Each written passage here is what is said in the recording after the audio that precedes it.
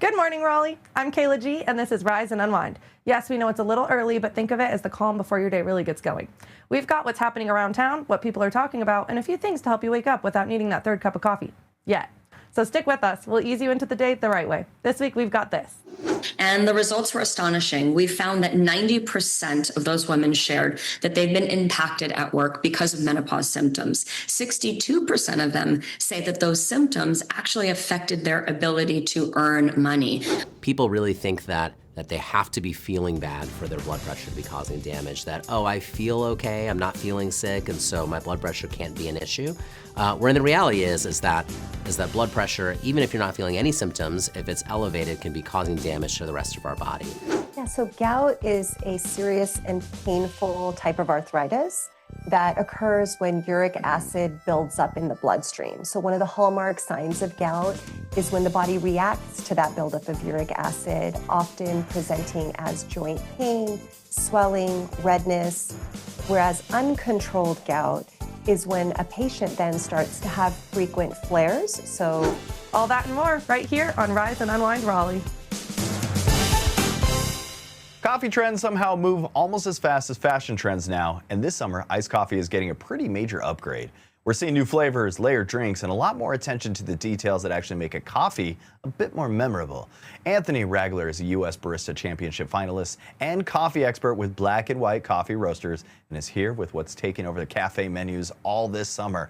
Good to have you on the show, Anthony. How are you? I'm good. Thank you so much for having me. Okay, so what are the iced coffee trends you're seeing everywhere this summer? So we've been seeing a lot more attention to detail. We've been seeing people looking for these elevated coffee experiences. So we've seen things such as elevated flavor pairings. We're looking at adventurous textures, and we're looking at craftsmanship very similar to like the craft cocktail industry. So think flavors like pistachio, think textures like espresso tonics, cold brew spritzes, cold foams. There's just a lot of new fun ways to enjoy people's coffee beverages. And you're right, pistachio kind of feels like it's on everybody's menu. Why do you think that flavor has become such a big thing right now? I think people are just excited to try something new and deviate from the norm. Pistachio has an amazing balance of nuttiness and sweetness that pairs well with coffee without overwhelming it. So we've been utilizing pistachio milk inside of our cafes from Pacific's Barista series, most notably in our orange dreamsicle soda, which is a coffee soda base that is topped with an orange pistachio cold foam, and people have been loving it. So we've been putting it out. And for people that are making iced coffee at home, what actually separates a good iced coffee from pretty much just an average one? Well, it's two things. It's the quality of the ingredients that are going in. So that's the work done on our end in sourcing coffees and roasting it and doing QC before it gets sent out. And then it's the attention to detail in the build. So using good quality ingredients, but also making sure that you're measuring and you're paying attention to your recipe so that it's consistent every time. And you say that the milk choice can actually completely change the drink. What should people know about that? Oh, I mean, it's all about the texture and the mouthfeel. So like if you have a milk that's too thin, it could kind of throw off the balance. If you have one that's too thick, it could also make it feel a little bit out of whack as well. So we like to ensure that we're partnering with milk companies that are helping to accentuate the experience of coffee. And that's a huge part of why we work with Pacific's Barista series, because they're actually the first plant-based milk that partnered with baristas and designed a product specifically for coffee applications. So think whether you're doing an iced latte or you're doing a hot cappuccino, the milks are going to pair extremely well with that coffee. All right, and you're one of our neighbors, so where can we go for more information or maybe find one of these trends locally? So what you can do is there's a website called sprudge.com. It is the ultimate source of knowledge for coffee lovers online. You can go there and check out their Sprudge maps and find cafes in your area. Like if you're in Raleigh, Black and White Coffee Roasters, that serves phenomenal coffee. And if you want to learn more about Pacific's plant-based milks, you can go to pacificfoodservice.com. Anthony, I really want to thank you for joining me today. Absolutely. Thank you so much for having me. You have a wonderful day. A lot of people have probably seen the buy now, pay later option pop up at checkout, but there's still a lot of confusion around how it actually works. New research is showing more consumers are using these programs responsibly, while small businesses are also seeing benefits from offering more flexible payment options. Joining us now is Miranda Margowsky, Head of Communications for the Financial Technology Association, and she's here with us today. Great to have you on the show. How are you? I'm doing great. Thanks so much for having me. And for people who have heard the term but maybe haven't used it themselves, what exactly is buy now, pay later, and how is it different from like a traditional credit card? Buy now, pay later is a low-cost, flexible payment option that lets you split the cost of a purchase into 4 or fewer equal installments, usually paid back over 6 to 8 weeks. And there's some key features of BNPL that are different from your traditional credit product. These are zero to low interest products. Each transaction is individually underwritten. There's no revolving debt, so that means no compounding interest, no hidden fees.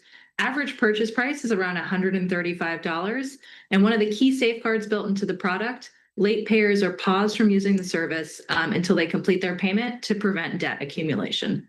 One number that stands out here is that 96% of payments are being made on time. What does that say about consumers and how they're using these programs? So the Consumer Financial Protection Bureau found that 96% of loans are paid in full and on time, which shows that people are using these products responsibly. They're finding a lot of success in, paying for things in installments. And it's just another payment option for people that may better fit their budget and their financial life. And you hear a lot about transparency and fixed payments with these platforms. Why does that matter when it comes to budgeting and financial literacy? A lot of people value having small, manageable payments. You can easily see at any time by going into your Buy Now, Pay Later app to check where am I at in paying for a product. You might be on installment 2 out of 3, and you can clearly see, okay, I've got this much amount of money left. Here's the dates when I'll have my future payments. Here's exactly what I'm going to pay. And it's as simple as that. And people really value having these simple, transparent payment options. And this isn't just impacting shoppers, it's also affecting businesses too. What are small and local businesses seeing from offering these type of payment options? Small businesses benefit from Buy Now, Pay Later as well. It's really another tool to stay competitive. If you think about the big chains, big box retailers, many of them offer Buy Now, Pay Later at checkout. And it's increasingly the way that people want to pay for things. And so if you're a small business on Main Street, being able to offer this payment option is just another way to meet your customers where they are. All right, where can people go for more information? To get more information, you can visit our campaign website, nowpayyourway.com, for resources and facts and details about how Americans are using Buy Now, Pay Later. Miranda, I want to thank you for joining me today. Thanks for having me. History doesn't just live in textbooks. Sometimes it lives in places that still shape conversations happening right now. The National Civil Rights Museum in Memphis has reopened its legacy experience with new exhibits, new discoveries, and a closer look at how the civil rights movement continues to evolve today. Joining us is Dr. Russ Wigginton, president of the National Civil Rights Museum. Welcome to the show, Dr. Wigginton. How are you? I'm great. Thank you for having me. Okay, the museum is marking 35 years with this reopening. What does this moment mean for the organization and for visitors walking through those doors today? This is a powerful moment for the National Civil Rights Museum because it gives us a chance to really lift up almost 60 years of the last 60 years. Dr. King died on April 4, 1968, and there have been many stories, many trials and tribulations over that period of time. And it gives us a chance to dive more deeply into those and help our country and our society grapple with so many topics, including the Poor People's Campaign, which happened right after his death. He left us through his last book, Where Do We Go From Here? Chaos, Our Community. Important topics in which to continue to seek to solve. And those are things like education, nonviolence, gender, poverty, and housing. And we explore all of those areas as we seek to really become a place or extend our efforts to be a place where we inspire people and help them connect to the best of this country. Young people have always led this movement, and we want them to see themselves as change makers and agents of change through the exhibits in the Legacy experience. So what stands out most inside the reimagined Legacy experience? What will people notice that feels different this time around? They will notice the up-to-date, most recent technological advancements that are intertwined with artifacts. And so the ability to see topics and issues and to navigate them and activate them and see themselves in the space, to understand that the movement is about ordinary people, always has been about ordinary people who do extraordinary things.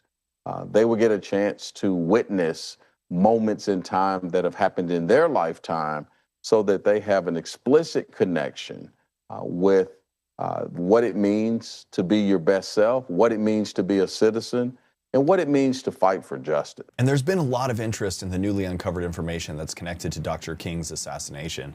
What can you share about those discoveries? The National Civil Rights Museum has been the holder of the state's evidence since Dr. King's assassination. And we feel responsible to make sure that people interrogate and grapple with that information, those artifacts, in a way that helps them contextualize and understand why Dr. King was killed.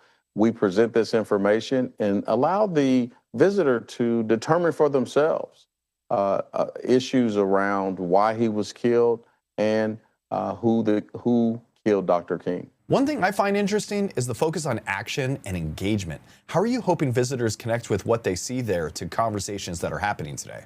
We have an exhibit that speaks explicitly about how people can get involved, making sure people know there are numerous ways, depending on one's style and talents and desires, to be involved.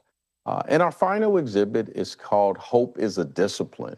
We want to inspire visitors to participate in the way that works for them. We actually ask them to answer the question, what do you hope for? And we will take their responses and incorporate that into the exhibit. So it's an interactive way in which people can literally contribute to an exhibition here in the Legacy experience. All right, so where can people go for more information or even to plan a visit? civilrightsmuseum.org is where you can go to learn more about the Legacy experience and to learn more about the sacred ground of the Lorraine Motel. Dr. Wigginton, I really want to thank you for joining me today. My pleasure. Thank you so much.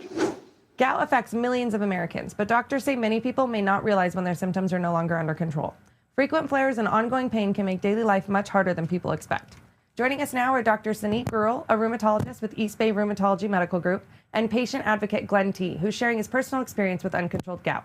Thank you both for being here. Thank you for having us. So, Dr. Grewal, what is the difference between gout and uncontrolled gout? Yeah, so gout is a serious and painful type of arthritis that occurs when uric acid builds up in the bloodstream. So one of the hallmark signs of gout is when the body reacts to that buildup of uric acid, often presenting as joint pain, swelling, redness, whereas uncontrolled gout is when a patient then starts to have frequent flares, so frequent signs and symptoms, and also they have an elevated uric acid in their bloodstream.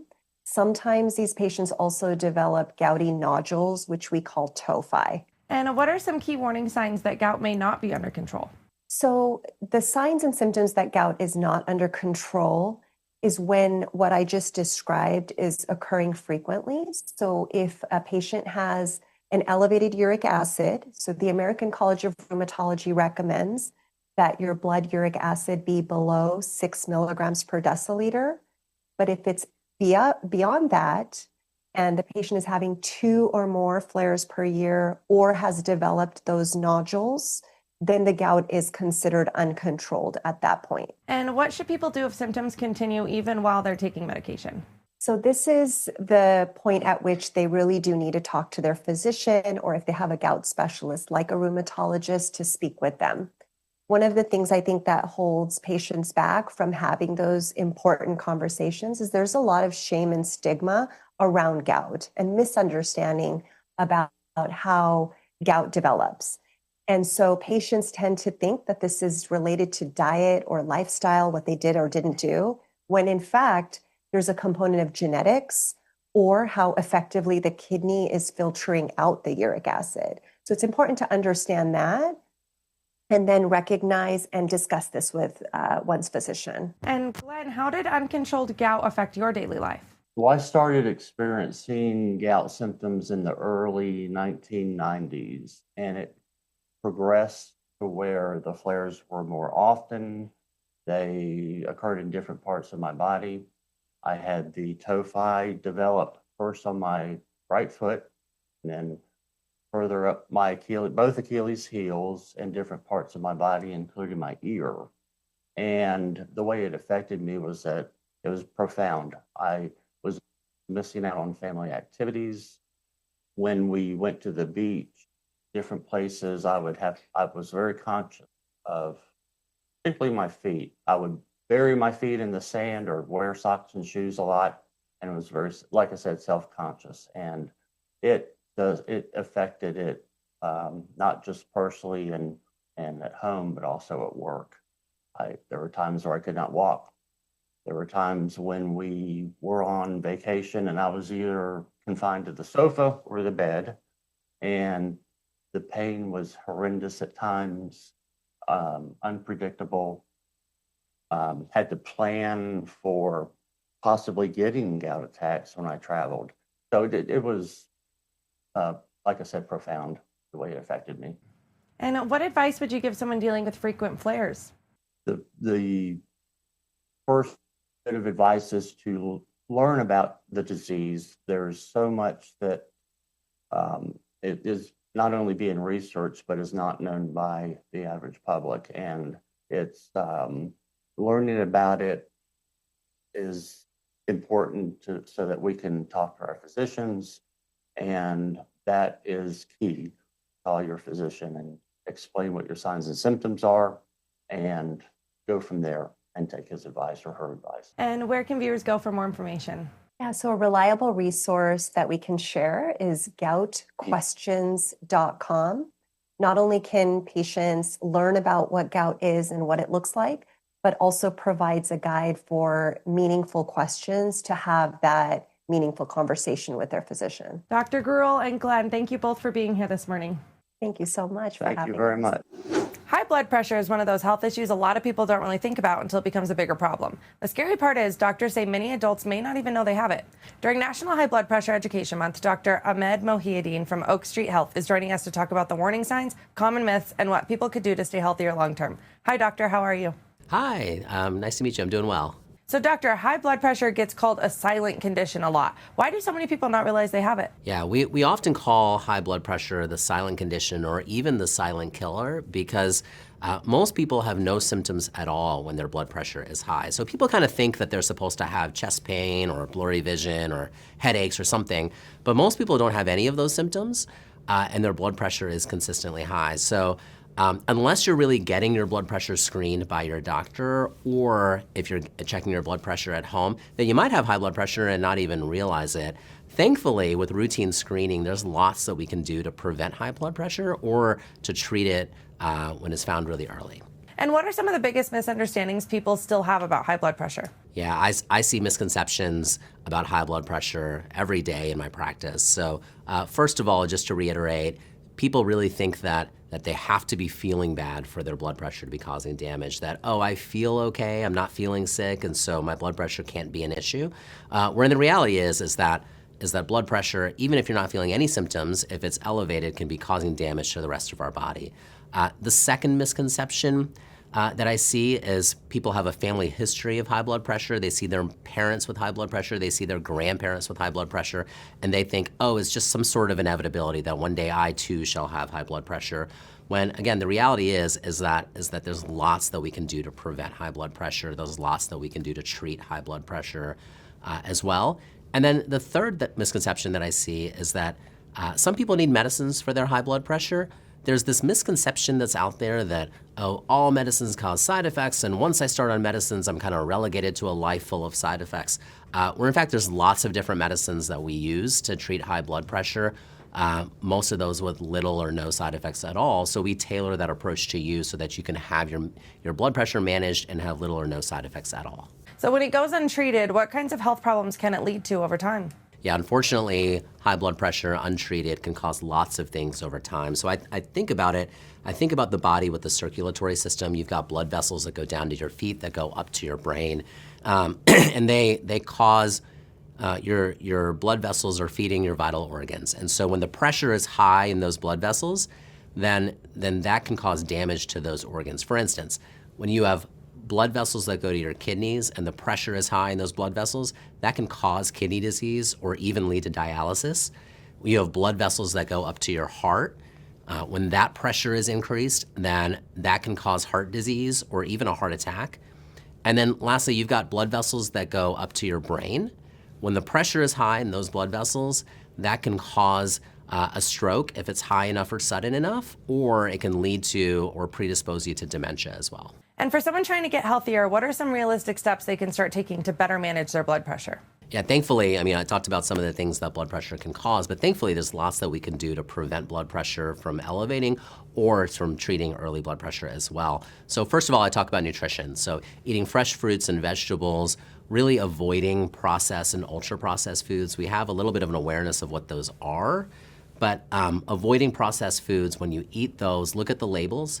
So look at your sodium intake, really decreasing the amount of sodium intake or table salt that you're actually taking as well. Nutritionally, that goes a long way. Second, I would say cardiovascular exercise. I tell people to do what they love, whether that's walking or jogging or biking or swimming or really anything that gets your heart going. Cardiovascular exercise, regardless if it changes your weight, can prevent blood pressure from elevating or treat your blood pressure as well. And then lastly, there's kind of a general awareness. We know we're supposed to get 7 or 8 hours of sleep. I would say fewer people are getting that than should, but really focusing on our sleep, getting 7 to 8 hours of quality sleep for most adults, and then also managing the stressors throughout our lives as well. After all of that, some people are still gonna need medicines, so going to your doctor, getting on the right medication regimen that's tailored to you, that you can stay consistent with as well. All this can seem overwhelming, but really getting with the right care team to begin with is the great first step. And where can viewers go if they want more information? Yeah, please visit us. Go to oakstreethealth.com or give us a call at 888-744-6392. Dr. Ahmed Mohiuddin, thank you so much for joining us this morning. Thank you for having me. A new national survey found many women say menopause symptoms are affecting their work, productivity, and even long-term career decisions. Now, a new initiative called the Menopause Time Off Movement is pushing for more awareness and support in the workplace. Joining us now is Brooke Burke, who's teaming up with Hone Health to talk about the issue and the resources being offered. Welcome, Brooke. Thank you for having me. And I'm so glad that we're having this conversation because it's about time. Yes, definitely. So tell us about the results of the survey and what you found most eye-opening. Well, Hone Health is doing great work in this space, and they're a telehealth clinic and longevity platform that provides treatment plans for menopause symptoms. MTO, you're going to start hearing about Menopause Time Off, is a new initiative. It's an actionable plan. And really let me break it down for you. So we did a study. We took 1,000 women ages 30 to 60, and the results were astonishing. We found that 90% of those women shared that they've been impacted at work because of menopause symptoms. 62% of them say that those symptoms actually affected their ability to earn money. What was even crazier to me was 1 out of 5 have either had to retire because of menopause or leave the workplace. So that's disturbing. And I do know that people have been suffering silently. There has not been a dialogue and a narrative around this period of time. It's challenging for so many women on many levels. And what the MTO initiative, Menopause Time Off, is hoping to do is provide a comprehensive toolkit for employers, which will benefit the employees so that they can put it into their HR policies and provide more considerate and flexible accommodations for women that are going through this. So there's so much that we can do about it, but I think we have to open that dialogue, and it's happening now, but I think we need to do better. So, what is the Menopause Time Off movement, and how can people support it or get involved? The best thing to do is to go to the MTO Hub, which you'll find at honehealth.com/menopause time off. And there you can learn all about what they're doing. You can even take a look at the comprehensive toolkit that they're hoping to provide employers so that we can better educate everyone in this space. There's also a declaration that I just signed, so you can sign the declaration there. Spend some time there on the hub, though, and learn all about this. Another great thing that Hone Health is doing is they're offering a $1,000 micro grant, which could be a game changer for so many people. And the goal really is to create a stigma-free dialogue, to create a safe space for women so that they can find some freedom, not lose their self-confidence, and learn how to manage all of these symptoms, because the healthcare treatments are there. The system is broken, and there's so much that you can do about it. I feel comfortable to say that menopause doesn't have to be terrible. We think it's going to be. We've been groomed in a society to suffer silently. And now more and more people are talking about it. But I think it's a bigger picture for everyone in the workplace to get on board and to provide more considerate accommodations for women that are going through this. So that's the toolkit. And the declaration is going to help us get there. Signing the declaration. So what's the impact for women managing menopause symptoms in the workplace? It's different for everyone. The list is long, so I can speak personally about it, which is why I'm so passionate about this. I mean, symptoms can range from brain fog, very challenging, especially in the workforce, disrupted sleep, low energy, joint pain, libido, confidence. It's a long list. And when you're going through it and you feel alone and there's some shame associated to it and you don't have the dialogue or the confidence to ask for what you need and get that support in the workplace, it's affecting everyone. And we know that women that are in their high peak earning years, their high peak performance years, many of them are going through menopause. So I think this needs to change. And the toolkit that the MTO initiative is providing is going to help educate everyone. And the time, we're hearing more and more about it right now because menopause is having a moment. So I feel like the timing is really important right now. Definitely. So why has this movement become so important to you personally? I work with a lot of women in this space. I'm an advocate for women's health. I do a lot of transformation work with women. I have a wellness platform, Brooke Burke Body. And so I hear these stories. I hear the silent suffering. I see the fear. It's very mysterious to a lot of women. And I'm encouraging everyone, even beyond this, to take control of that and to be a detective of their own body and to start to learn about the hormonal imbalance. I think we've been taught that abnormal hormone panels are somehow normal, which is so crazy to me. And there's so much that you can do about it. But it starts with exploring your own body. And I think we need the confidence to do that. So I love what Hone Health is doing in the home care world as a telehealth clinic, longevity platform.